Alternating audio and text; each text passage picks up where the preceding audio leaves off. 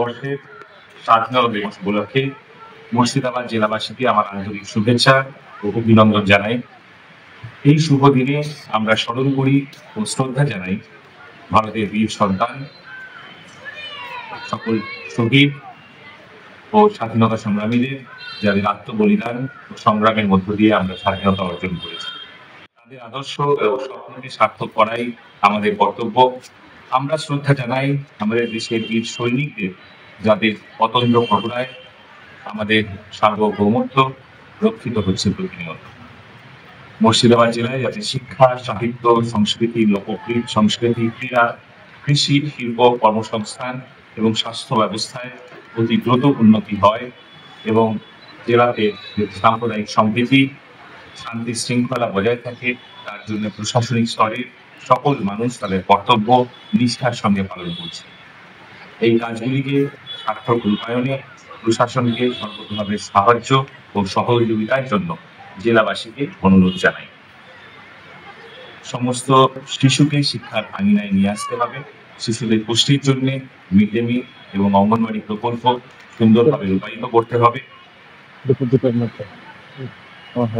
স্বনির্ভর দল গঠন, কন্যাশ্রী, যুবশ্রী, শিক্ষাশ্রী, বিভিন্ন আরো প্রকল্পগুলি যেগুলি রাজ্য সরকার তথা সরকার বিভিন্নভাবে রূপায়িত করছে, তার সফল রূপায়ণ যাতে হয় সেটা প্রশাসনের সকল স্তরে সকল আধিকারিককে এবং কর্মচারীদেরকে দেখতে হবে এবং আমি তাদের সক্রিয় সহযোগিতা কামনা করি।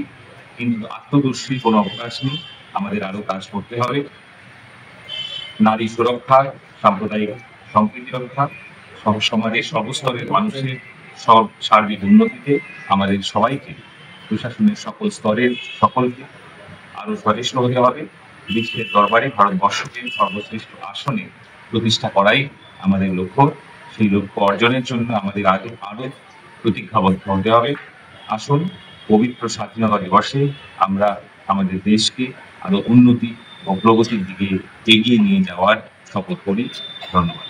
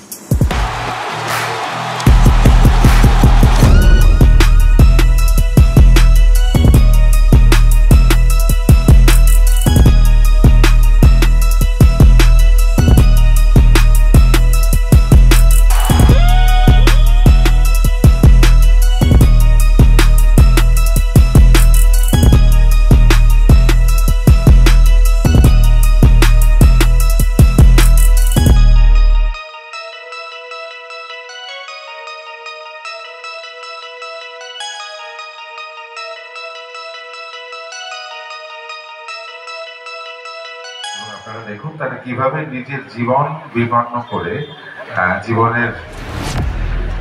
জীবনকে তুচ্ছ করে তারা যে কোনো সময় বিপদের সম্মুখীন মানুষজনদের তারা উদ্ধার করে।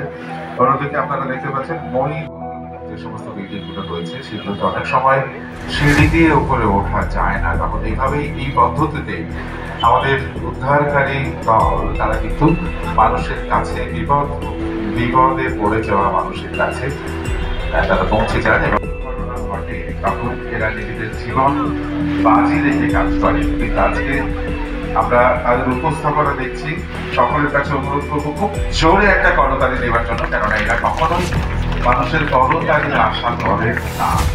এরা এই পরিষেবা দেওয়ার জন্যই নিজেদের জীবন বিপন্ন করছে।